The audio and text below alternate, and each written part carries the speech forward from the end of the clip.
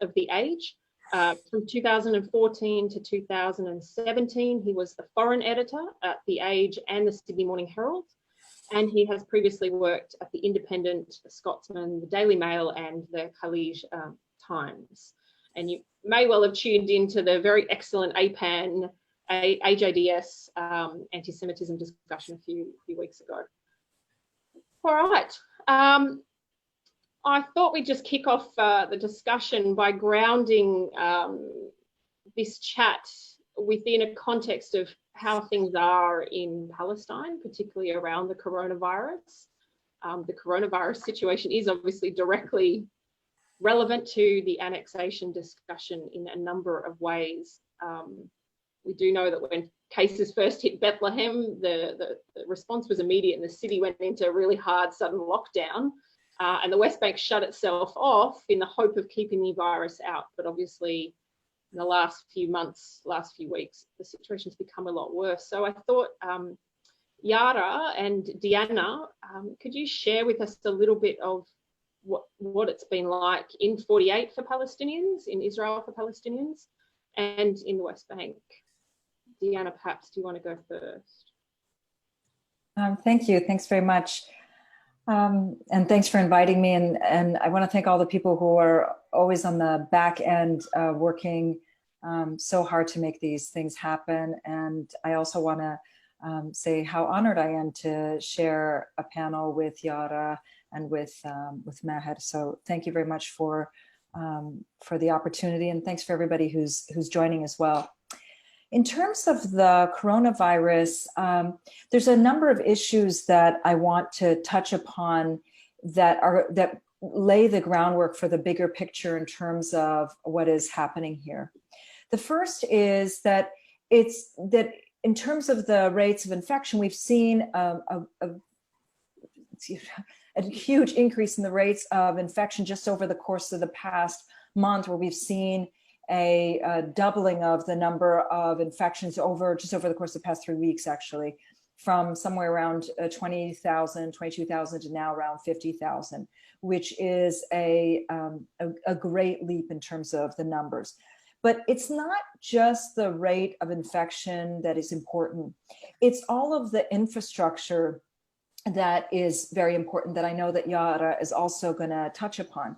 The first is that when looking at the infrastructure that is in place, the Israeli government to the current date has still not done anything to make sure that either the rates of infection go down in Palestinian areas or that Palestinians are able to get adequate treatment.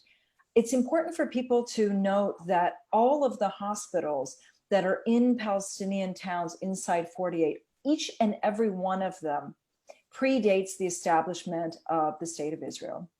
And each and every one of them was actually a hospital that was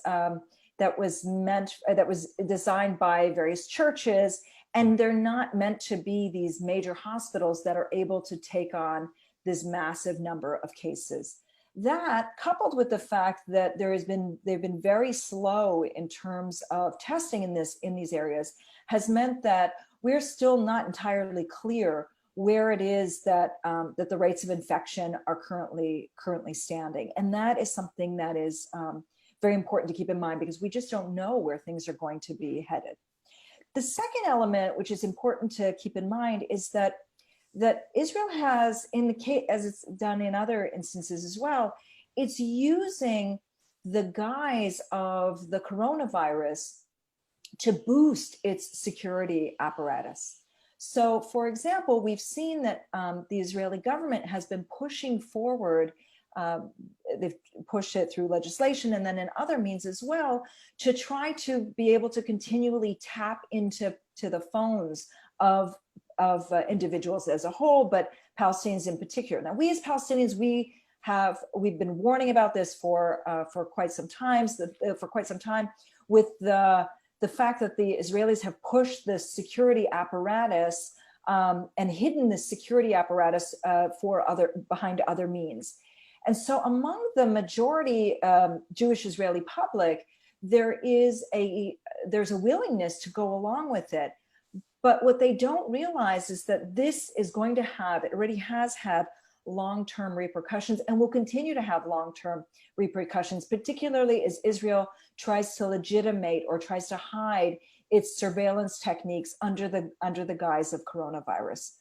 And then the third point that I want to touch on, again, infrastructure-wise, which links back to annexation, is that this current government that we have in place, which we've seen that Gantz has joined forces with Netanyahu, this was supposed to be a government that was in place for only one purpose, which is to address all of the outcomes and all the impacts of the coronavirus, with one exception, and that is on annexation.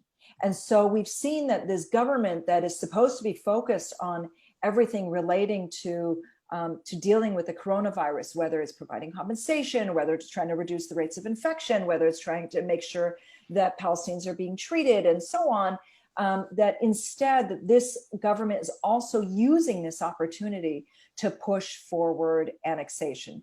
And then one final point that I want to make before I turn it over to Yara is that we've seen that when it comes to Palestinians inside 48, that Palestinians inside 48 are bearing the disproportional brunt of this coronavirus because it is Palestinian doctors and nurses who've been on the front lines, who've been treating these cases.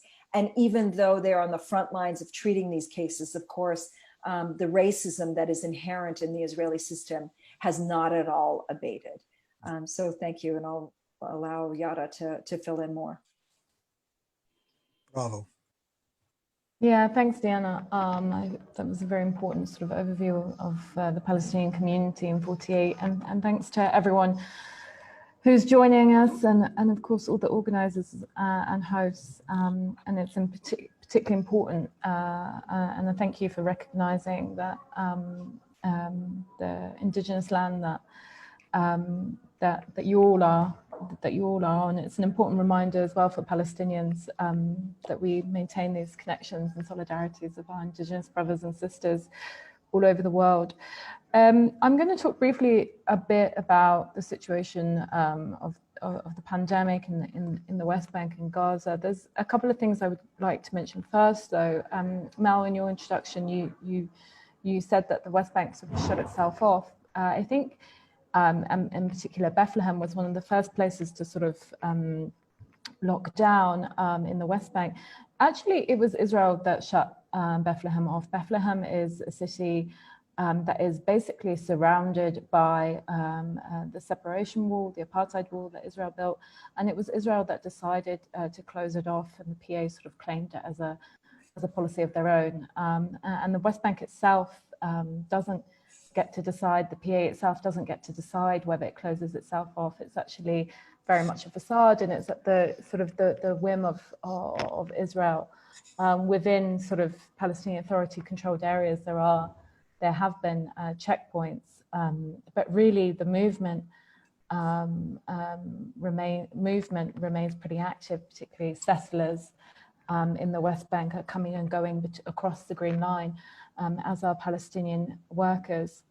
So up until, I would say about mid-June, Palestine, let's say the West Bank and Gaza, have a relatively low number of infections. We're talking about 800 in total. And this was sort of being dubbed as a success story from the Palestinian Authority, that, you know, the sort of immediate lockdown. And indeed, the West Bank and Gaza did lock down a lot quicker than many other places, particularly Europe and the US. And so it was being dubbed as a success story. What's happened in the last month has been pretty drastic, and Deanna mentioned that this was, you know, the same for within 48. But in the last month, there's been an increase in infections, an astronomical increase in infections. So we've gone from about that 800 to, let's say, maybe 1,000 mid-June to a nearly total of 11,000. So we've seen a 10,000 increase in recorded cases over the last month, and that's quite severe and drastic. And if you look at the sort of relative to the population, this is one of the highest infection rates in the world. Now, a lot of that has been in the Hebron governorate, which is the largest governorate population-wise, but there is also a high number of infections in particularly vulnerable communities, including in refugee camps, where, of course, you can imagine people live in very cramped conditions, and the possibility of self-isolating or quarantining is impossible, where you have families really living in very small spaces. Now, I think this all needs to be put in the context of a healthcare system in both the West Bank and Gaza that has suffered for decades from Israeli military occupation and also donor de-development, and I'll explain that in a minute. But the decades of Israeli military occupation have, of course, led to all kinds of issues within the healthcare system, namely acute shortages in medical supplies and staff, very sort of limited facilities being built. Indeed, Gaza hospitals pretty much constantly run at zero stock, which means that they have less than a month's supply at all times. I'm going to run by some figures here so that you can sort of get an overview of what the healthcare system looks like. In the West Bank alone, there are only 255 intensive care beds. That's for a population of 3 million. In Gaza, there are 120 intensive care beds for a population of 2 million. In the West Bank and Gaza combined, there are only 6,440 hospital beds. Now, I mentioned earlier the word de-development. De-development is a term that was written about quite extensively by the scholar Sarah Roy in the context of Gaza. Yes. But what it means is that actually this the sort of donor culture, the donor context means that Palestinian civil society and Palestinian infrastructure institution have actually not been developed, have actually faced a purposeful and deliberate process of de-development. And to give you an example, health clinics in Gaza have actually gone down over the last decade from 56 health clinics to 49, and yet the population has increased massively. Additionally, in the West Bank and Gaza, you can't even get the above basic healthcare. So operations such as, heart operations, anything to do with cardiac care, cancer, eye surgery, all of these things, you have to be referred to a hospital in East Jerusalem or in 48. And this is at the mercy of the Israelis giving you a permit to do so. So overall, the health system is pretty bad, and I would say that it's collapsing under the current crisis. And I want to stress importantly that Israel is not a regime in this case which is adding or exasperating the situation.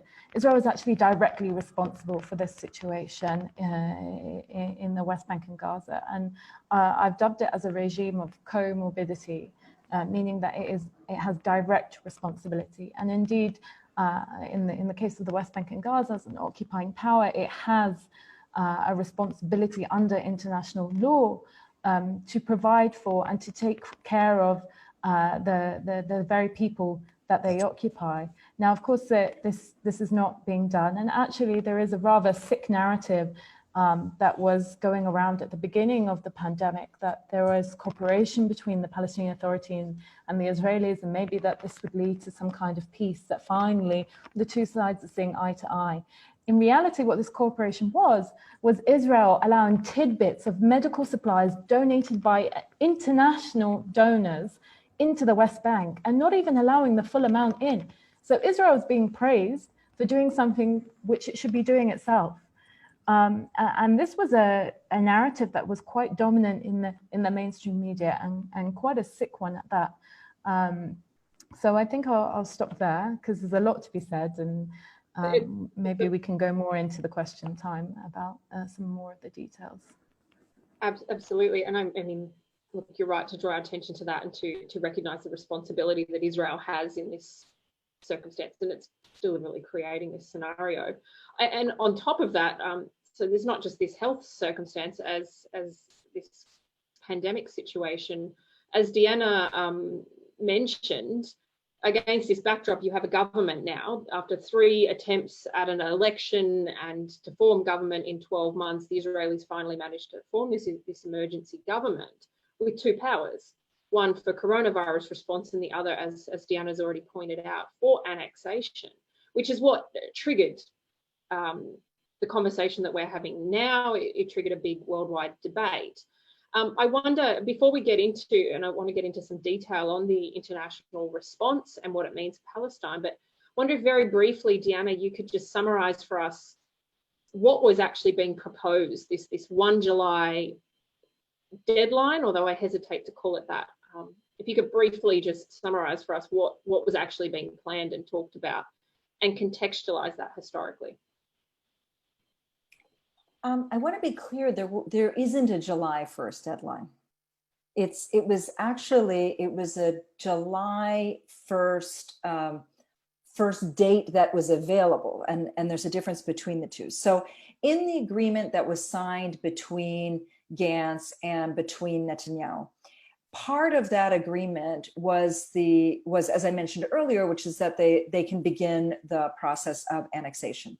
And in that agreement, there were 2 elements to it, which is that either the Likud or whoever, there can be a law that is a bill that's submitted in through the Knesset, through the parliament, and approved, and Gantz's people will not object.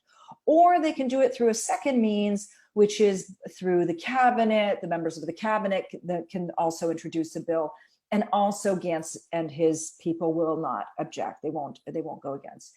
So July 1st, the only magic about it was that was the first date that process was available. It wasn't a deadline in any way, shape, or form. And the fact that the world started focusing on it as a deadline was a little bit not only incorrect, but it has given Netanyahu a pass, which is to say that now that date has passed, today is the 22nd of July, people are saying, phew, well, we averted annexation, let's go back to normal. That's not the case at all. So I want to be clear that people know that this has not been something that has been averted. All that July 1st was the first day that they could begin the process of it. It wasn't a deadline to actually do it. So what is being proposed? We don't know. What we do know is we know bits and pieces of the various plans, but they have not issued a comprehensive plan in terms of what it is that they're going to do. And this is also very important to keep in mind why it is that they're not doing it. So let's talk about what we do know. What we do know is that the various plans that they're talking about include either all of them include the entirety of the settlements, and then others of them include annexing the parts of the Jordan Valley, and then others of them include annexing the parts of the western part as well, such as the major settlement blocks close to the Bethlehem region. Any one of those annexation plans that they put forward is detrimental and causes harm to Palestinians. And I will explain what that does in just a second. But the second element that we know is that in their plans for annexation, what they've said is that they are going to take the land, but not the people. In fact, in some places, they've already come forward and said that they learned the mistakes from the annexations that they did when it came to Jerusalem, where they extended residency to Palestinians in East Jerusalem, not citizenship. And just so that we're clear, granting permanent residence to people who've been there for generations is not only abhorrent, but it's also what they're not doing is they're not making sure that these people have any permanence. There's nothing permanent about permanent residency. In the Israeli mindset, in the way that it works, is that if a person who is from Jerusalem leaves Jerusalem for any significant period of time, or they acquire citizenship, whether through marriage or by immigration or whatever, their residency can be revoked. And we've seen that over 14,000 Palestinians have had their residency stripped since 1967, and more are being stripped as well, the ones that we actually don't know about. So when it comes to annexation, we know that they're not going to extend citizenship, one. We know that they're not going to extend permanent residency, two. And we do know that they're going to take the land, but not the people. In the taking the land part, again, there's been a lot of focus on what's the minimal amount that Israel can take. And there's been some discussion back and forth between Israel and the donor community. And it's important to bear in mind a few things. First is that any taking of the land is illegal. It's the basic rule number one of international law is you can't take the territory of another state. The reason that that is the very first rule of international law is that the whole point of international law is to try to make sure that states are not engaged in endless wars. And stealing land, of course, is one of the ways to ensure that there is war. So this is why it's a basic tenet that thou shalt not steal. And cannot steal land of another country. The second element of it is not only is it illegal, but the way that Israel has built the settlements and designed the settlements is in such a way that they are supposed to cause harm. That is their modus operandi, is to cause harm. And so in between, they've made sure that in order to get from one Palestinian town to another Palestinian town, if there is a settlement there, you have to cross through a checkpoint or through a roadblock or through any other means, that there isn't any contiguity between the two. Once you have a settlement there, you have a checkpoint. Once you have a checkpoint there, you also have, many cases have walls or some shape or form of the wall. Once you have a checkpoint there, you also have soldiers there. That's the whole point of it. That's the whole point of the settlements, is to make sure that Palestinians are never able to live freely. So whether we're talking about the small annexation that some within the cabinet are pushing for, or the bigger annexation, the effect is the same, which is that it's the whole point of it is to deny Palestinians their freedom. It's to deny their ability to live with any control over their lives. And that's the whole point of it. And I want to be clear, annexation has been going on silently or creepingly, as other people have put it, since 1967. If you go throughout any part of the Jordan Valley, you can see that the Jordan Valley has been virtually taken over. It's virtually impossible for Palestinians to be able to move in the Jordan Valley. They certainly don't have access to the natural resources there, whether it's water, potash, or other natural resources that are there. It's already taken shape. It's taking place for 53 years. The difference is that I personally believe that by pushing for annexation, this isn't just the, as some people put it, the death of the two-state solution or the death of the peace process. Who cares?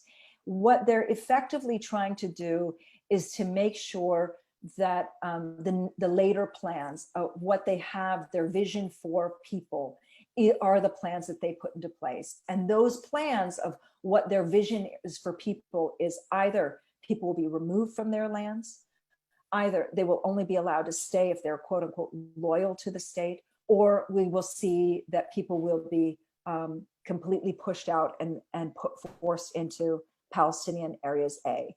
That coupled with the letting loose that Israel is going to allow when it comes to settlers and the settler violence, because the two go hand in hand, the army and the settler violence go hand in hand, are the reasons that people should continue to be alarmed and not just dismiss it as something that's been going on for 53 years. Thank you.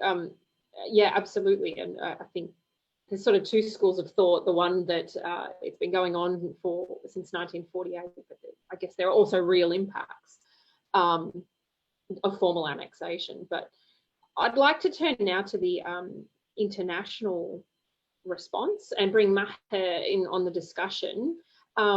So, I mean, Deanna's already touched on, some of the elements of the international response, and particularly around the two-state solution. But Maher, a question for you. I mean, effectively, what the Trump plan has done is given a green light to Netanyahu to move forward, and it's an endorsement of an apartheid state as peace.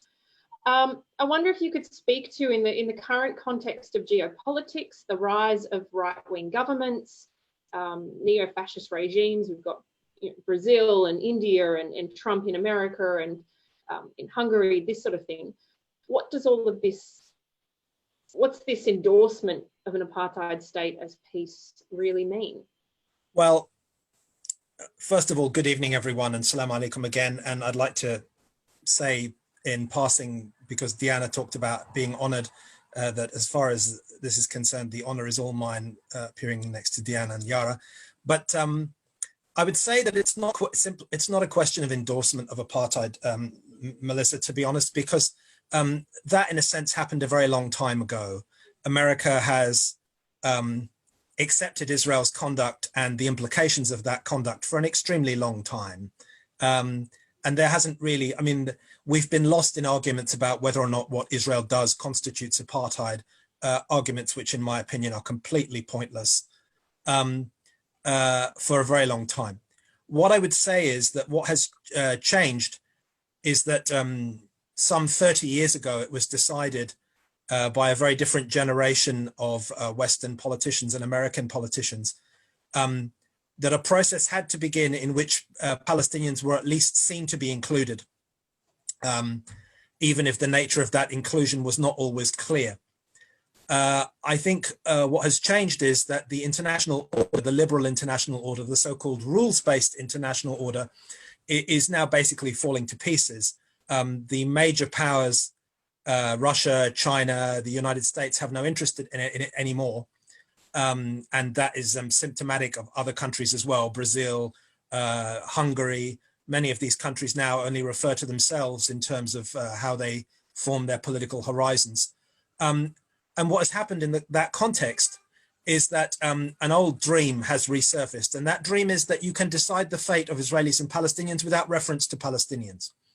I remember a very long time ago, people talked about the non-existence of Palestine and the non-existence of Palestinians.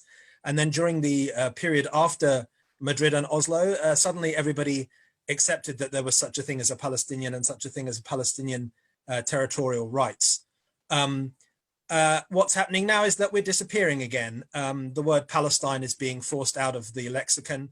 The idea of a Palestinian space is being forced out of the lexicon. And most importantly of all, a process is being designed where Israel and America are the two parties in any peace agreement. And Palestinians don't need to be. I mean, I think it's very interesting that Jared Kushner talked about how Palestinians don't actually have to trust him to accept the agreement. And I think Naftali Bennett, long before Jared Kushner, said, the great thing about my peace plan is that it doesn't require Palestinian consent. And I think this is the fundamental difference, is that now we're back in a situation, which is the situation, I should say, that obtained before 1990 for well over a century, which is that Palestinians' consent isn't required. We've gone back to the position of being a non-people who don't need to be consulted. That is one of, I have to say, sadly, it's one of the results of the so-called peace process that went on in the interim, the years between 1990 and now. But basically what has happened is that our agency, a series of sort of dead political ends was created for us, and then our agency was just dismissed. Unfortunately, we don't have a major power sponsor in any sense. We don't have an international community united behind us. We certainly don't have an Arab world united behind us. In fact, I would say probably that the major powers in the Arab world are more worried about what will happen in Libya than they are in what will happen to the Palestinians. We're in a situation now where the question is, how do we recover our agency? How do we recover our ability to have an input into matters? And at a time when, as I said, international law and the idea of a rules-based international order, which is very much talked about here in Australia, it's paid lip service to, is in a decline, which nobody seems to be able to rescue it from. you're leading me into the next topic that I want to get to, but before we get there, I wonder, Yara, can you comment, was there anything positive in what we saw as the international response in the last few weeks? Was there any cause for hope, or is it just really more of the same? I mean, it depends on how you look at things, if you want to sort of find positivity and hope. And today is a good day, so I will present a few points for you. Look, I think what has come out of all of this is there are a lot of actors that are looking incredibly ridiculous, at least to my mind, namely the European Union. Let's not forget that during the Israeli election period, which was over a year-long period, the EU was courting Benny Gantz as a partner for peace, as someone who is someone that they could possibly work with, a possible opponent to annexation. Yet the entire time, Benny Gantz was promoting annexation as, as a crucial part of his political mandate. At one point, he actually said that Benjamin Netanyahu's team had plagiarized the annexation plan from them. And it wasn't even a point that was up for discussion. It wasn't even a sticking point in the unity government that they formed. The sticking point was actually about the judiciary and judge appointment rather than annexation. And yet the EU maintained this line that Benny Gantz was much better than Netanyahu. Now, of course, vis-a-vis the Palestinians, that wasn't the case. Benny Gantz is a man that used the 2014 bombardment campaign against Gaza in his election campaign material. This is a disgusting man who actually, if the ICC case goes ahead, he will be charged with war crimes. And this is just a background of who Benny Gantz is, and this is a background of what the EU does in its spare time. And I think, for me, it's incredibly frustrating when many Palestinians still regard EU member states or the EU as a body, as a friend or an ally, or as a critic of Israel. Let's not forget that the EU is Israel's biggest trading partner. And on the eve of annexation, the day before the so-called annexation, July 1st, the EU signed an aviation agreement with Israel. Israel faces absolutely zero repercussions from the EU, and it has all the mechanisms to do so. And so for me, one of the positives that have come out of all of this is how ridiculous people are looking, how ridiculous international actors are looking. But also, I think that there has been an important shift in the narrative, or slight shifts in the narrative, where a lot of people are recognizing, at least unofficially, that Israel has no intention of allowing a sovereign Palestinian state to exist in the 67 territories, in other words, the West Bank and Gaza. And I think that's an important realization. That's a realization that many Palestinians came to long ago, namely Edward Said, the morning after the Oslo Accords were signed. He wrote an epic piece in which he had incredible foresight and laid out everything that would happen. And indeed it did happen as he predicted.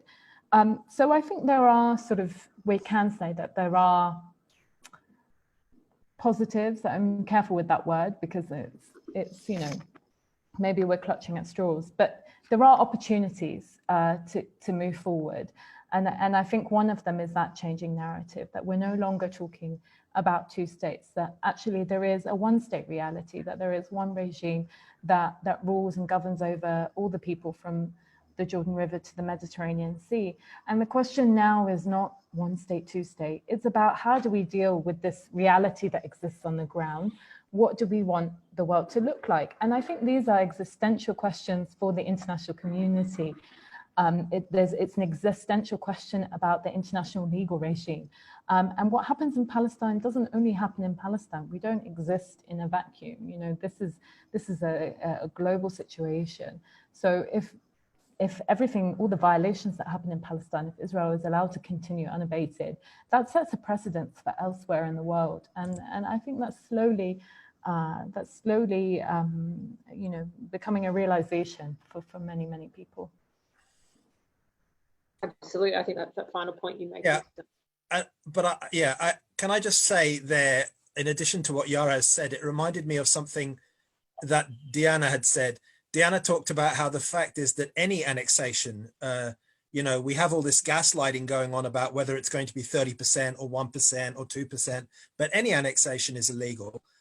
Nobody worries themselves about how much of Ukraine Russia has annexed, what percentage it is. Nobody worries about what percentage of Georgia Russia currently holds. The fact is that these are violations of law. I think that when Yara says about the international community facing an existential moment, I think it's also a moment in which we have to end our expectation that the international community is somehow going to ride to the rescue or is going to have some sort of shift in change of heart, massive change of heart about all this. I think, as she says, the EU has demonstrated that it lacks the will to pursue this matter, which means that we have to force it onto their agenda. And that can only be done through recovering our agency. And we might talk about that, I hope, a little bit later. Well, it's a great segue to my next question, because I think it's an existential question for the international community, but also for the Palestinian struggle. So I wonder, maybe I'll throw it back to Diana. It has all kinds of implications for the Palestinian struggle. I mean, annexation, as you all talked about, it means broader acceptance of one state, an apartheid state, whatever we want to call it. What is the way forward for the Palestinian leadership? I mean, we've seen the PA declared the suspension of the Oslo Accords. It announced the overt security cooperation with Israel would be suspended. And Hamas and the PA appear to be engaging in talks. I mean, what is the way forward for the Palestinian leadership?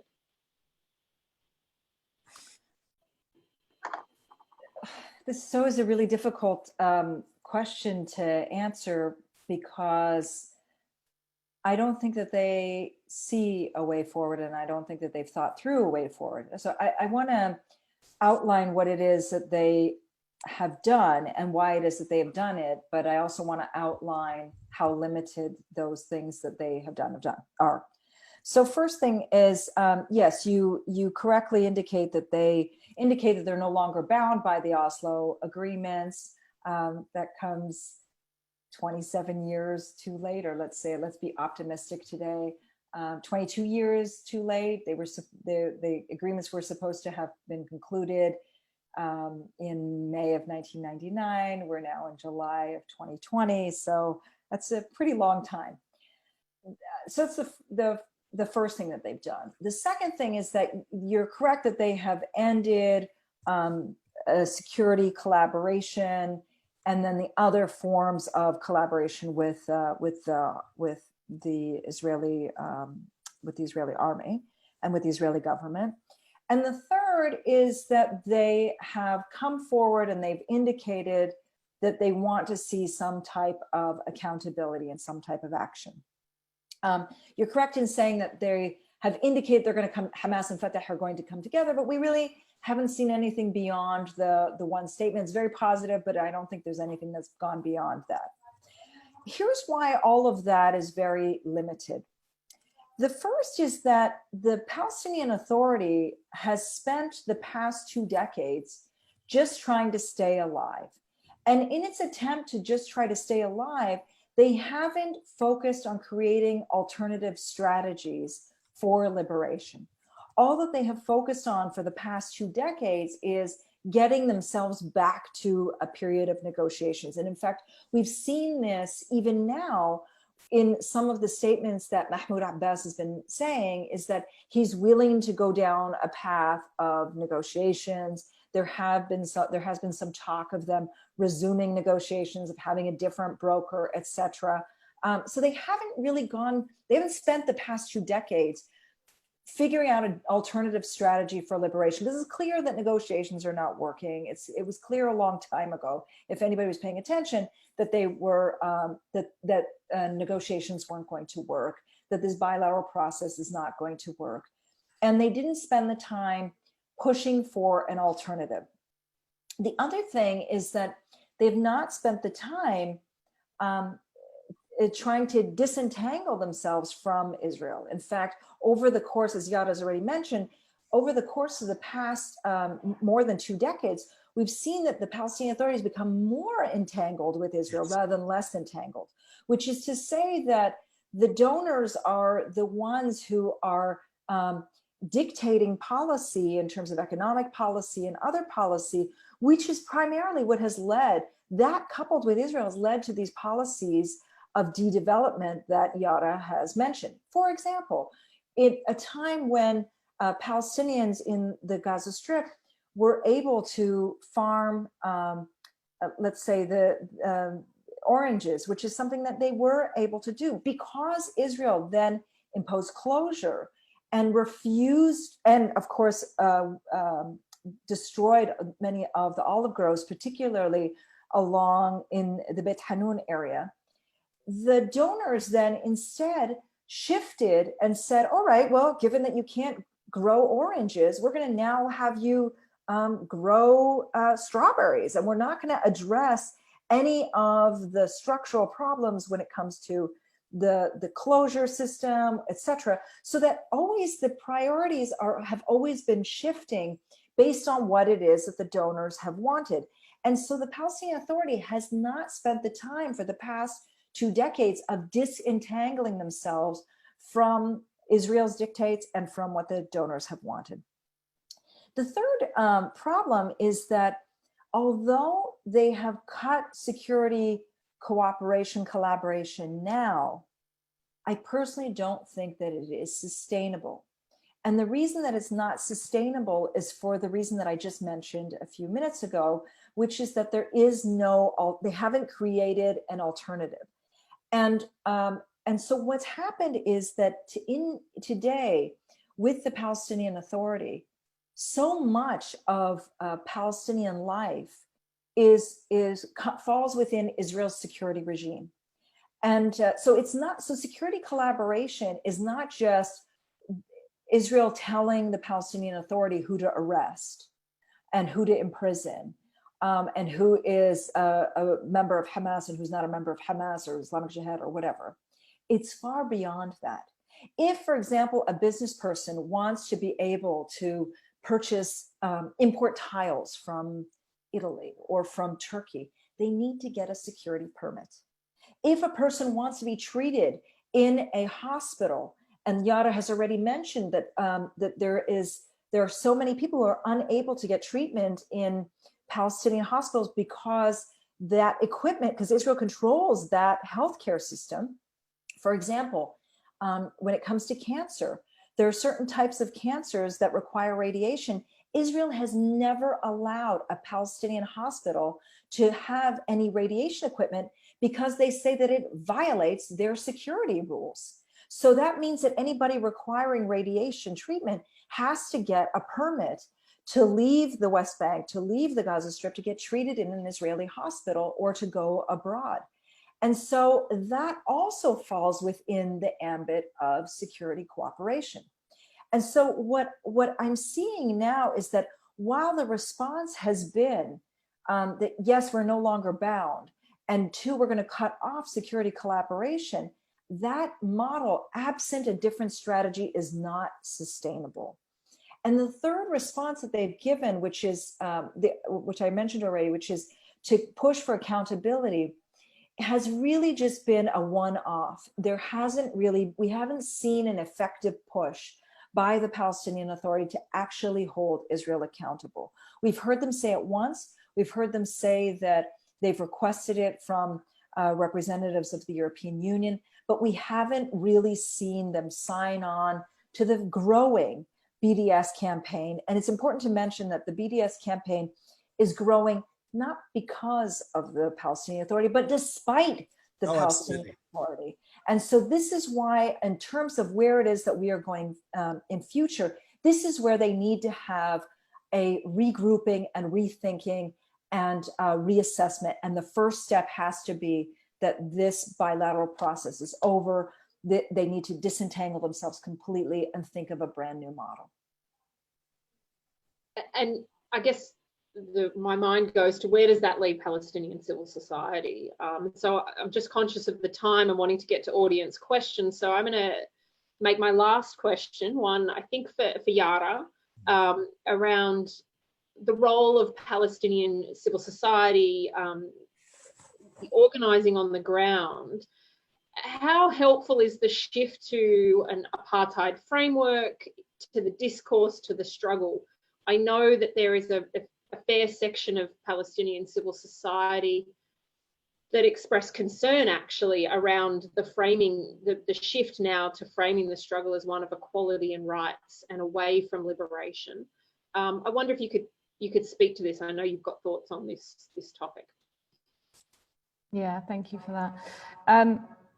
Well, the shift away from liberation hasn't just happened now. I mean, I think it's very important to point out that this shift from anti-colonial struggle to one of state building actually, happened in the early 90s after the Oslo Accords, and this was sort of imposed on Palestinian civil society as it became more reliant on donor funding. There was, this focus on state building institutions, on projects that would facilitate that. And so Palestinian NGOs and organizations sort of shifted a lot of their work to fit within that, that donor demand.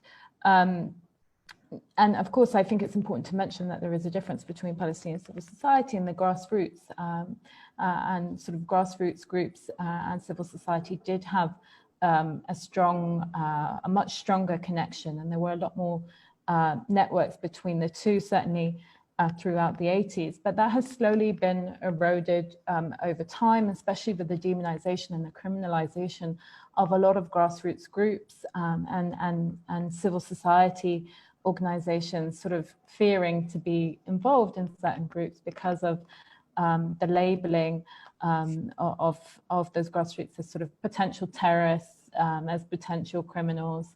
And they're really in a difficult situation, being held hostage by the donor community. Now, the worry around the use of the term apartheid, and I know that me and Deanna have used this term, and we are advocates of using this term well, I'll speak for myself, but we are advocates of using this term in certain spaces. But I think it's a term that has to be understood in a certain context and not devoid of that context. Now, the context is one of a settler colonial regime. Settler colonial regimes around the world have used different mechanisms to control indigenous people. In South Africa, for example, because the indigenous people were a majority population, it was important to impose a very tight regime. And so they did so with the apartheid regime, which coincidentally they institutionalized and formalized in 1948, the year that the Zionist settler colonial regime wiped Palestine off the map. Now, Israel applied the apartheid model to the 48 territories, to the Palestinian community that they gave nominal citizenship to. And then they lifted that regime and applied it to the 67 territories when they occupied those territories, being the West Bank, Gaza, and the occupied Syrian Golan Heights. Now, when we talk about apartheid, it has to be within that context. It has to be within a context of settler colonialism. And not to do so, I'm worried, is incredibly dangerous, because when we focus on equality and one person, one vote, and nothing else, we leave out of a very important part, which is justice. And justice has to be a vital part of the process. And I think a lot of people are worried about using a certain word, and it's always the elephant in the room, and that is decolonization. Because decolonization is a very difficult phrase. It's a very uncomfortable phrase for a lot of people. It's uncomfortable for a lot of allies of Palestine, because they are also settlers themselves somewhere. So it's something that cannot be separated from the discussion of apartheid. I don't just want equality. I want justice. I want reparations, and I want restitution for the land and the properties that have been taken from from me and my family. I want the right of return for Palestinian refugees. I want, redistribution of wealth and resources. And I think in this case, we can look at South Africa and learn from our comrades and brothers and sisters there. They very much ended political and apartheid in South Africa, but when you talk to them, you recognize that actually there is an apartheid that still exists, and that's an economic apartheid. The wealth gap between blacks and whites in South Africa is enormous, and many will tell you that actually apartheid hasn't ended. And I think that's something important as Palestinians and allies. When we're looking at this shifting narrative, when we're looking at the increased use of the term apartheid, which I think is important, and it's great to recognize that there is a system of inequality that is based on the domination of one people over another, that this can't be void of the political context, which is one of settler colonialism, which is one that requires justice and full justice, so that we can ensure, something that is long lasting. Because without justice, I can guarantee you, peace won't last very long. Yes. That's quite a powerful perspective. Maher, I'm sure you have a point. I'm going to actually throw the next question to you. It's the first question from our audience, and I think you could probably link what Yara is saying to also this question. Most of our audience is from Australia. So the first question we've got from the audience, and I know we have more than 220 people on this call, and there are people from all over the world. The first question is, Australia's government is one of the most unfriendly to Palestine. What do you recommend to change this and to build BDS in our communities, universities, workplaces? And I would add on to that the connection to what Yara is talking about there, about decolonisation, settler colonialism, that sort of thing. Well, I mean, I think first of all that I would like to say that what Yara says about the importance of placing the word apartheid in its proper context is exactly right. I would say as well, though, that I mean, one might also point out that if we are going to learn about restitutive justice, we might also look at the case of Israel, which has extracted a great deal of money from European countries in compensation for what happened to Jews during the war, and rightly so, some would say.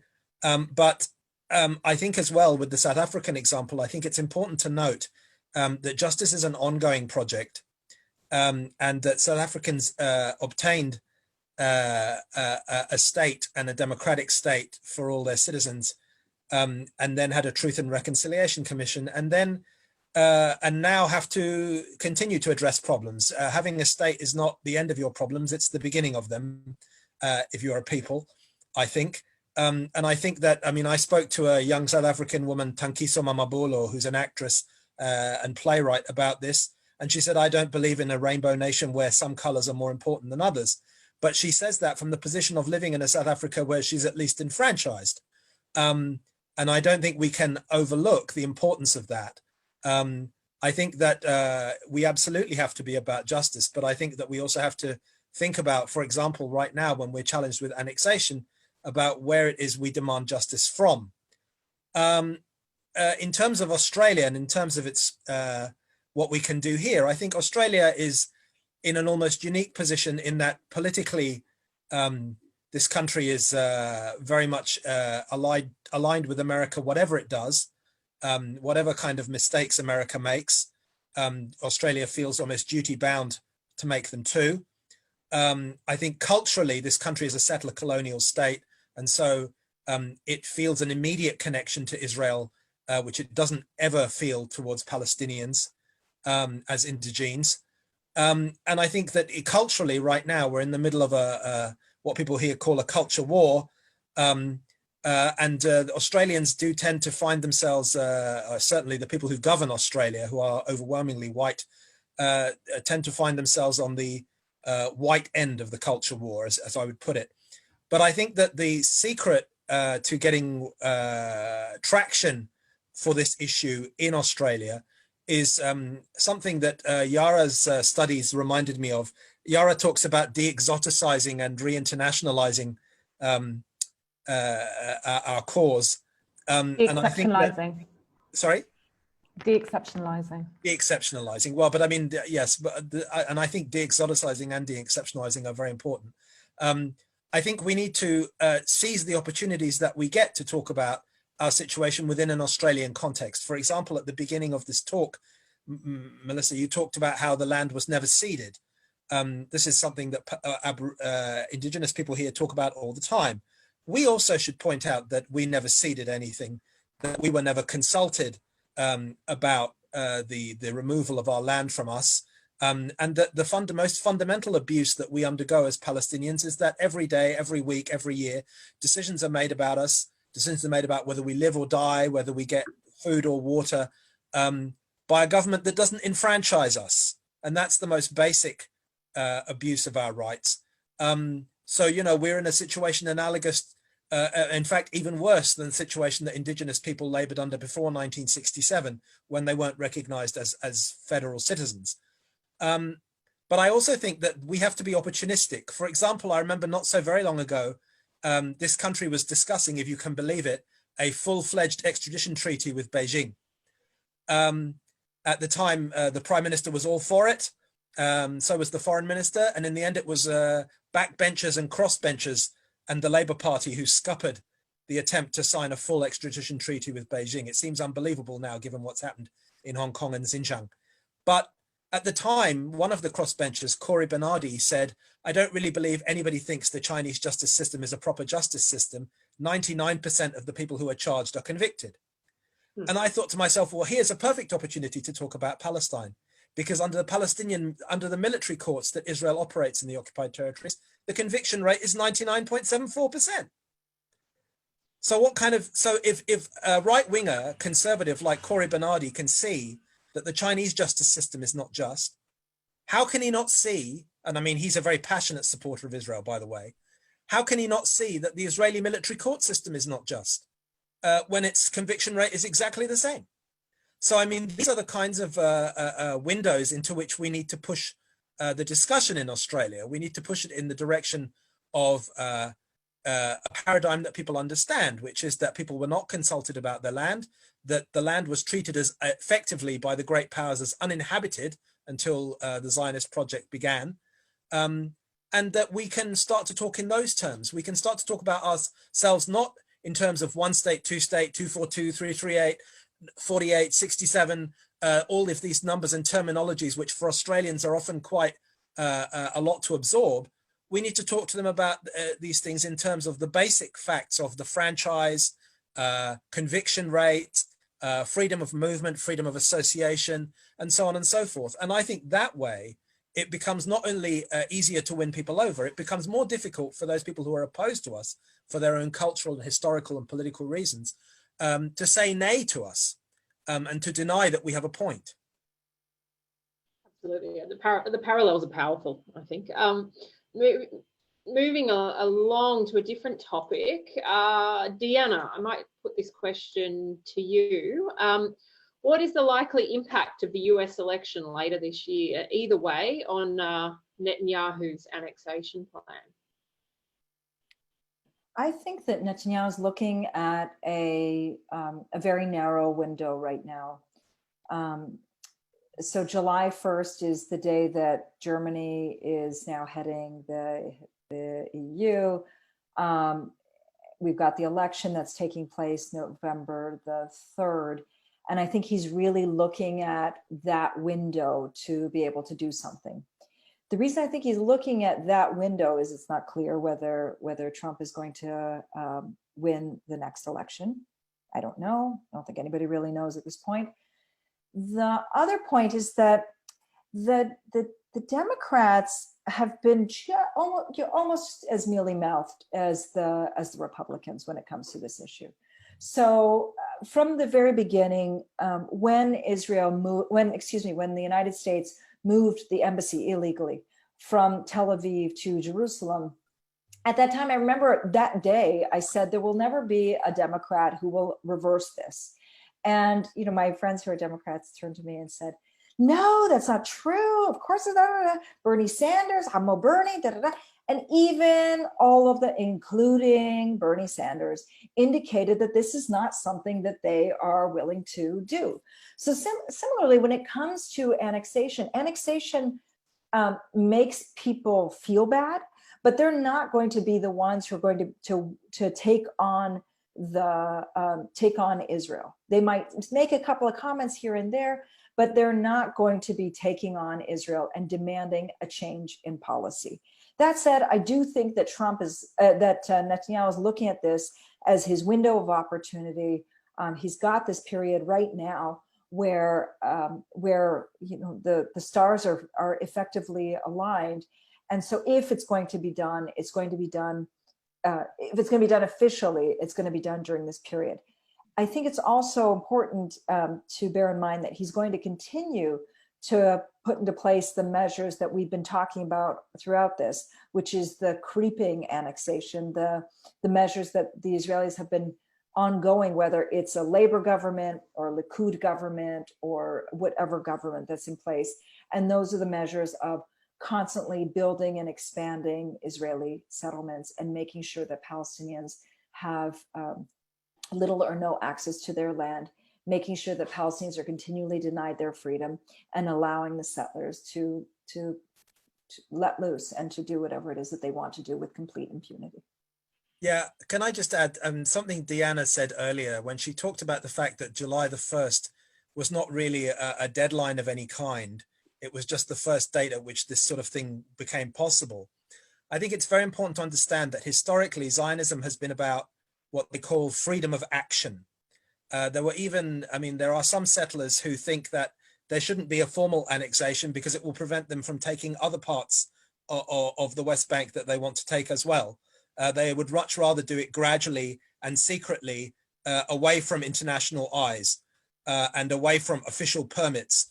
And I have to say that that's an old thing. Even at the time when the State of Israel was formally declared, some members of the Herald party, Menachem Begin's party, were upset that there had been a formal declaration of independence because they worried that it would prevent them from taking the rest of the country over. They said the old days of unlimited freedom of action are gone. So basically, I think that for Netanyahu and Gantz, the question is, when is the moment when they will have maximum freedom of action? And I think that although people seem to think that that means they hope that they need Trump to stay in office, which they probably do, but I think that they'll have a certain amount of freedom of action under the Democrats. And I also think that the period between the election and the inauguration are a very dangerous time for us. Between November and January, the whole world will be asleep at the switch. I remember very well the Gaza war in, I think, was it 2008, 2009? That war started immediately after the election and it ended 2 days before the inauguration. And that was an absolute proof to me of the fact that many things that Israel does are timed very carefully for the moment when no one is watching. So I think that whether Trump wins or loses in November, the period between November and the beginning and the end of January, when inauguration takes place, is going to become a very, very dangerous moment for us. It could be a moment when there's massive displacement and very aggressive action on the part of the Israeli government. Yeah, I think you're right. Israel is very skilled, particularly Netanyahu, about picking his dates when the world won't be watching. And coronavirus is one of them, formal annexation, and while the world is distracted. I've got a question here, pulling it back to the reality for Palestinians on the ground. Perhaps, Yara, you might want to answer this one. It's known that the Jordan Valley is the breadbasket for Palestinians in the West Bank. If this formal annexation does go ahead, how are Palestinians going to be able to survive? Could you please talk to us about the challenges they'll be facing? I think that's an accurate description of the Jordan Valley. The Jordan Valley is a very rich area in terms of resources. It's incredibly fertile. But let's take a step back and remind everyone that actually the Jordan Valley falls under Area C of the West Bank. Now, what that means is after the Oslo Accords, the West Bank was divided up into areas A, B, and C. A being Palestinian Authority control, and this was a very small portion of the West Bank that had the sort of the densely populated Palestinian areas, most of the major towns and cities. Area B, which is supposedly sort of joint control, and Area C, which is 60% of the West Bank, which is under Israeli army control, and that's mostly the Jordan Valley and sort of the major settlement blocks. So in reality, the de facto status of the Jordan Valley is one of complete Israeli control. Israel decides pretty much, everything anyway in the West Bank. But in terms of the land, the resources, this is under Israeli military control anyway. Palestinians lost their resources, in '67 when Israel occupied the West Bank and Gaza. So to say, I think we have to be very careful with our narrative to say that with formal annexation, there's a potential for Palestinians to lose the breadbasket. They've already lost it.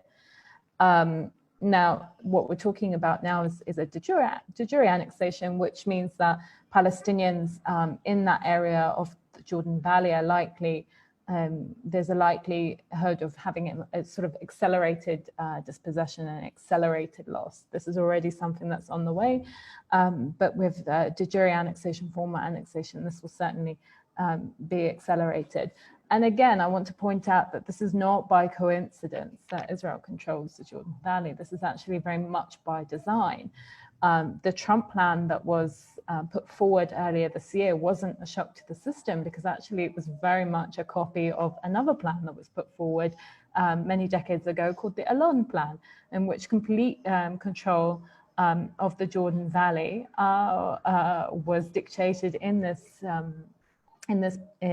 plan. And a lot of people, actually a lot of sort of liberals, fall into the trap of saying, but perhaps Israel is maintaining this area for security reasons because it is the land that borders Jordan. Jordan and Israel have a peace agreement. There is no security concern for Israel in that area. Actually, in reality, it's the resources and it's the water as well. Palestinians don't even have in the West Bank and Gaza do not have control of their own water. They have to buy their water back from Israel, which is absolutely absurd. So, I think, and perhaps a call to action as well, whilst we're talking about the Jordan Valley, is to note that a lot of produce, Israeli settlement produce comes from the Jordan Valley, dates, all kinds of other fruits and vegetables. So when people are, buying this produce, please do check that it is not coming, please boycott Israeli goods completely, but also if you can, boycott and call out settlement produce, which shouldn't be in these shops anyway. So a call to action for all of our listeners. I just wanted to add very briefly, I'm very glad that Yara mentioned the Alon plan. When I talked earlier about freedom of action, it's worth noting that Alon presented that plan to the Israeli cabinet in the late 60s, very soon after the occupation of the West Bank and Gaza. But it was never formally adopted. But everybody in the Israeli cabinet knew about the plan and basically understood it to be their position, but they never formally adopted the plan. So, I mean, this is another example. If we want to talk about annexation now, Netanyahu and Gantz don't have to announce anything. They just have to leave it, let the world go away and grow bored, and then they can do what the hell they like. And that's how they've operated since the foundation of the state and before the foundation of the state, in fact. Absolutely. And I'll make a comment on the water. The water is an interesting one. The New South Wales government, one of the state governments here in Australia, just signed an MOU to share learning and information with the Israeli government around water practices, bearing in mind that we're a drought-affected state and have horrendous mismanagement of our water system. So what we have to learn from Israel. I'm sort of looking at the time. I'm hoping we might squeeze in 2 more audience questions. There is a question here. I know this one actually came in via email before the session. Obviously, the annexation conversation did provoke a lot of discussion in liberal Zionist circles. And there's a question here about, are there currently any dialogues about this situation between Palestinian and Israeli progressive voices? And I would add, does it even what's the significance? Does it matter? Diana or Yara or Maher, I don't mind who answers this question. I will say a little something, which is that when I first came to Australia in 2004, I was part of a series of public dialogues with an Israeli academic about this issue. And over the years, I've talked to a lot of Jewish people here and Israeli people who come to this country.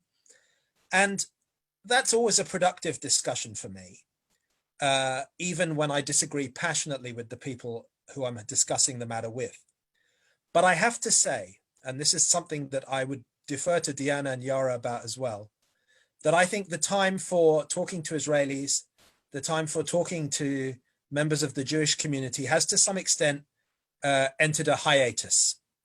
I think it is important for Palestinians to talk amongst ourselves about how we reconstitute our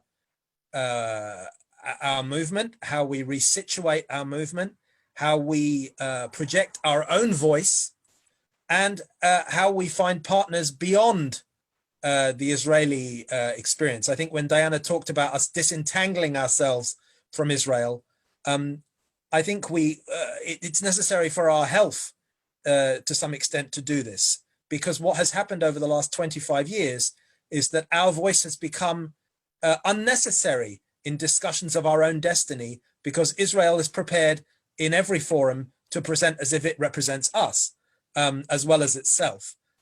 So I just think that, or the international community is willing to do that job for us. So I think that to some extent, the importance of dialogue at the moment is less than it has been in the past. Yara or Diana, do you want to add anything to that, or does that about sum it up for you? I want to add something, actually. I'm sorry. I want to add sort of my own personal feelings and experiences being a Palestinian who is living here in 48 Palestine. And I don't know if Yara or Maher agree, but I'll say it anyway, which is, you know, much of the conversation that I've seen about annexation, particularly within liberal Zionist circles over the course of the past month, 2 months, is I don't know how to put this. It falls into the same trap that we as Palestinians have suffered for 7 decades, which is that there's a conversation that goes on about us, yes, but without yes, ever taking into consideration what it is that we want, yes, and where it is that we are. So, for example, you know, there's been a lot of hullabaloo around this Peter Beinart piece, where Peter Beinart has his coming to moment, where he's now moving away from the idea of a 2-state solution. Great, Peter. Sahanom, we're very happy for you. Can you please now step back and allow us to be the ones who are here, who are struggling to be able to articulate what it is that we want? And instead, it's been this conversation about us rather than without us even present. And yes, you know, this was the reason that this touches so much to me is first, when I was, you know, when Maher, you mentioned this, when in the 90s, when there was this movement away and started recognizing that Palestinians needed to have their own representation, needed to have their own voice, that was simply a form, it was simply like a surface issue. It wasn't actually true. And in fact, I recall in many, many, many negotiation sessions, one day I will write about it, just how invisible we were in the room. That conversations were being had by Israelis between different sides of different Israelis in the same room with Palestinians present, without ever looking to Palestinians and saying, oh yeah, I forgot you're in the room. Or it's been a conversation that has been had between the various Jewish communities, Zionists, whatever, but never really asking the basic question of What about Palestinians? Where are they in all of this? In other words, it's a dictation to Palestinians rather than recognizing that we are people who not only have a right to self-determination, but we're smart enough to know what it is we want. We have the right to be able to say what it is that we want. And, you know, and who are you to be telling us what is good for us or what is bad for us? It's this very patronizing approach that I've been seeing. And so I agree with Maher. The time is for us to be focused on us and us to be leading the way, and not to be giving so much excessive space to the concerns of Zionists, of even Israelis, of those with privilege. Mia bil mia. I couldn't agree with you more. I'll let Yara talk, but I just wanted to say that in this country, about 4 years ago, indigenous people and people who were at the anti-Semitism seminar will remember that I made a great point of this. Indigenous people here 4 years ago talked about nothing about us without us. And this was the point that they wanted to make, because this country is full of discussions of indigenous people that do not include a single indigenous person on the panel. And this country has also had discussions about Palestine and Israel, in which there was an Israeli person on the panel, a Jewish person on the panel, a pro-Israeli journalist on the panel, but no Palestinian on the panel. So this happens all the time. When I first arrived here, a book was launched about Zionism, which didn't have a Palestinian on the discussion panel. There were 4 people on the panel. I forced my way onto the panel, you know, through pressure, but this is typical. So I think I couldn't agree with Diana more than I do. I couldn't. Yara, tfaddal. Thank you, Maher. Diana, I would like to pick up on some points that Diana mentioned, just very briefly. This idea that we are, you know, Palestinians are sort of petulant children that need to be told what to do is something that's so deeply common, even among our so-called allies, and women, Palestinian women in particular, I would say suffer this the most. We are constantly absent from so many panels, so many manels, as I like to call them, but so many discussions, and particularly about the future, as if Palestinian women can't even imagine a future, when actually the discussions, the mobilization at the moment in Palestine is being done predominantly by women. All the mobilization that you see on the ground is predominantly by women, and yet we're so absent from so many spaces. And with regards to the point about sitting and, you know, talking with Israelis, this is something that's constantly thrown at me, that, you know, why don't we have a discussion with you and this liberal Zionist? Why don't we set up a project with this and this and this? And to be honest, you know, it's incredibly frustrating and insulting. I'd like to take us back to a James Baldwin quote where he said, you know, we can agree to disagree as long as that disagreement isn't rooted in my oppression. And I'm paraphrasing, apologies. And that's precisely the point. I will not sit down with an Israeli and have a discussion about whether I am an equal human being or whether I deserve the same rights as that person. I will not sit down with an Israeli who refuses to recognize the right of return for Palestinian refugees. I will not sit down with an Israeli and have a discussion about whether they are a settler or not. That is not something that I have an interest in. It's actually up to our white allies and our Jewish allies to do that work in their own communities to convince them that Palestinians are human beings. It is not up for Palestinians to convince other people of their humanity. And it is absolutely disgusting, and it's continuous and relentless, this demand that Palestinians and Israelis sit together and hold hands and sing songs around the campfire. And it's absolutely disgusting. And this brings us to a very important question about normalization. And people always frame normalization, anti-normalization is a concept that was coined by Palestinian civil society that basically argued that we will not recognize Israel as a normal state. It is not a normal state. This is not a normal context. It is a settler colonial regime. And therefore, we will not normalize those that officially speak for the Israeli regime or who support the Israeli regime's policies. and the sort of discussions around anti-normalization, again, go back to treating Palestinians as if they are petulant children, stubborn children who refuse to take part and who don't want to take part. And it's always framed like that, when rather anti-normalization is a decades-old tactic that Palestinians, for the most part, Palestinians have a consensus around. And they do so because it is a successful tactic, is an important tactic, and it's also one that spares us the emotional toll of having to convince people that we are equal human beings and that we deserve our fundamental rights. I mean, I almost feel like we could wrap it up on those notes, because I think all three of you beautifully articulated what we wanted to create with this panel, which was to have we had discussions back and forth, but we decided it was a panel of all Palestinians to talk about this issue, given that annexation affects Palestinian rights first and foremost and almost exclusively. But I'm looking at the time, it's 4 minutes. I'm sure people will allow us a little bit of grace on a couple of minutes, because I think the final thing that we do really need to finish on is hope. And what can we do? Where's the hope coming from, and where can all of us take our activism and our solidarity in support of Palestine? Find a Palestinian. If you're not a Palestinian, find one, talk to them, learn about what happened to them.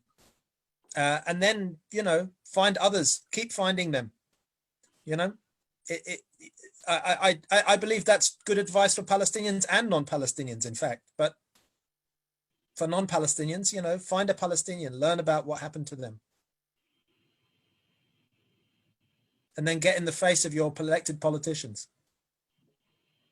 I'm with you. Yara, Diana? I think it's important to recognize, as I mentioned before, that what happens in Palestine doesn't happen in a sort of in a bubble, in a vacuum. Everything that happens here, all those sort of structures of oppression that are present here in Palestine are also present elsewhere, and they all work together to prop each other up. So with that in mind, I think it's very important that people, you know, they think about what they can do to change their local government, to change their local regime and system, because without that kind of structural regime globally, nothing will change in Palestine. We might see, you know, increased aid, we might see a bandage here and there, sort of a slight change here and there, but for real large structural political change to happen, this has to happen globally. And we're seeing social movements rise up around the world. We're seeing, you know, Black Lives Matter. We're seeing increased resistance from women in Latin America. And all of that is important, because Palestine isn't an exceptional case. It's not the worst thing that has ever happened to a people, but it is linked to all these other horrific and evil regimes around the world. So if you want to see change in Palestine, you have to make that change locally, in your local political structures, for there to be any hope for some kind of big structural change in Palestine. Thank you. Deanna, are you wanting a final word? Well, I'll say a few things. I'm going to pick up on what Yara said. Look, a few years ago, if you were watching the debates in the United States, the common refrain, this was under the Obama years, the common refrain was, there is no daylight between Israel and the United States. There's no daylight between Israel and the United States. There's no daylight between the Republican Party and the Democratic Party when it comes to Israel. In other words, there's no, like, the policies are lockstep. And, you know, thanks to the work that people have been doing for quite some time, there is now daylight. We are seeing that there are shifts that are taking place, both on the grassroots, we've been seeing that for a long time, but that is also trickling down or up, however way you look at it, into the political parties themselves. A few years ago, we wouldn't have seen the types of letters that are coming forward within Congress. We wouldn't have seen an attempt to try to get bills passed regarding Palestinian children. We wouldn't have seen the people around the world speaking about annexation. There was really no daylight between Israeli policy and US policy, which also then meant obviously Australian policy, Canadian policy, and all of these other settler colonial countries as well. So we are seeing a change there. Another thing, this was in preparation for a piece of writing that I'm doing. I was going back in the archives and looking at op-eds that were written at the time that the 67 occupation began. And I can't remember which newspaper it was, it doesn't matter, but at the time, the op-ed page of whichever newspaper it was actually praising the occupation as a new model, a new form, a new model of relations around the world. You won't see that today. That idea of somehow the occupation being a good thing is no longer there. Now, it's taken time to get to this point, but it's taken time because people have, as Yara said, people have been working. They haven't just been sitting down. They've been, even in the days where it seems the most bleak, people continue to work. They continue to push forward. They're continuing the struggle. And we're now at the 15-year mark of the BDS movement. To see all of the gains that the BDS movement has made in those 15 years is really quite hopeful. Now, that's all on the exterior, like the external side of things outside of Palestine. But on the inside Palestine, within the place itself, within Palestine itself, every day is a day that has to be filled with, it's not hope, but with resistance. There have been so many attempts to try to shove, for example, as Palestinian citizens of Israel, shove Hebrew down our throats and forget Arabic. That hasn't worked. To shove an Israeli identity down our throats and forget the Palestinian identity. That has not only not worked, it's now backfiring.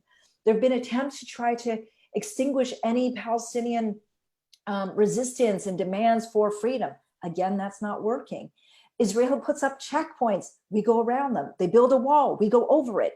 It's, the entire existence of Palestinians is one of requiring that we hold on to hope that tomorrow is going to be better than today, even though we know that tomorrow is going to be worse than today. And so if that doesn't leave you with enough energy to move forward and to be pushing for change, I don't know what does. But what I'm trying to get you to see is that we can't just sit back and say, oh, the world is terrible, things are terrible. We have to see that we are making a difference. It's slow, but we are making a difference, and it is going to change. It is going to change, and we will see our day. I don't doubt that for a second. I think one day Palestine will be free. And on that note, I really want to say thank you very much to Maher, to Diana, and to Yara. I think I could see the comments in the discussion. I think people have really enjoyed this discussion. It's been dynamic. It's been informative. So I want to say thank you so much. Shukran katir, Islam Lamtik. And I just want to remind everyone, you want to get involved, Free Palestine Melbourne. We welcome new members all the time. You can come and join us, organise with us, maybe even host, be the facilitator of a discussion like this. Follow us on Facebook, on our website, sign up to our newsletter, donate to us so that we can continue holding forums like this. If you're not in Melbourne, go check out your local groups. There are solidarity groups in every major city in Australia, and they are overseas, because I know we had a few overseas viewers. I want to thank APAN, the Australian Palestinian Advocacy Network, for them supporting us to do this tonight, and Jess behind the scenes, and Sarah. I want to thank also the other volunteers from Free Palestine Melbourne who have been working furiously behind the scenes, Bruce and Muyad and Stefan, and everyone who helped pull it together. There's a whole bunch of people that made this happen. And I just want to wrap up actually with a beautiful little synergy for me. The very first time I went to Bethlehem in Palestine and saw the apartheid wall, there were these words that really struck me very powerfully. They are words attributed to Auntie Lilla Watson, but they are born of a collective process of Aboriginal activists in Queensland from the 1970s. And those words inscribed on that apartheid wall in Bethlehem were this: if you have come here to help me, you are wasting your time. But if you have come here because your liberation is bound up in mine, then come, let us work together. And I think that sums it up. The liberation of Palestine is the liberation of all of us. One day Palestine will be free. So thank you so much. Thank you. Okay. Thank you very much.